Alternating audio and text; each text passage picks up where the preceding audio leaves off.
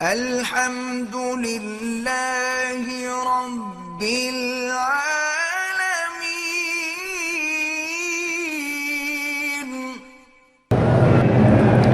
عام بندے کو بدعتی امام کا پتہ کیسے چلے گا؟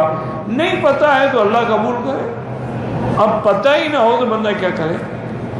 ایک یہ ہے کہ آپ اگر وہیں رہتے ہیں، آپ کو پتہ ہے کہ یہ 11ویں شریف کرتا ہے، کل شریف بھی کرتا ہے، یہ 7 جمعراتیں بھی کھاتا ہے، یہ قبروں پہ جا کے اپنا سجدہ بھی کرتا ہے، غیر اللہ کی نظر نیاز بھی دیتا ہے، پتہ ہے کہ بدعتی ہے؟ یہ کوئی چھپی ہوئی باتیں؟ 11ویں کا دودھ جو پیتے ہیں سارے محلے کا اکٹھا کر کے، اسی لیے تو مولوی موٹے ہو جاتے ہیں نا کہ مفت کا دودھ ہے، اور وہ بھی خالص، کیونکہ خراب ہو تو پیر صاحب ناراض ہو جائیں گے نا۔ انا للہ و انا الیہ راجعون، دعا کرو اللہ ہدایت۔ اگر تم نے پیر صاحب کے لیے صدقہ کرنا ہے سارا سال، پھر 11ویں کا کیا مطلب ہے؟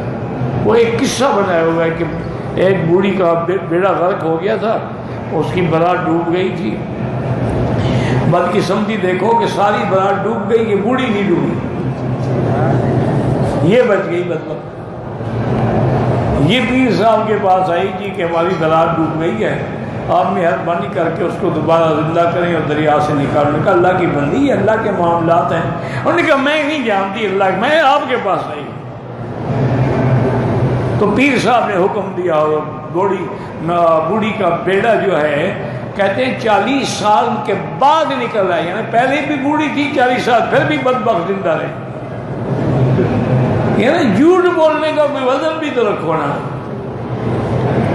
انا للہ و انا الیہ راجعون۔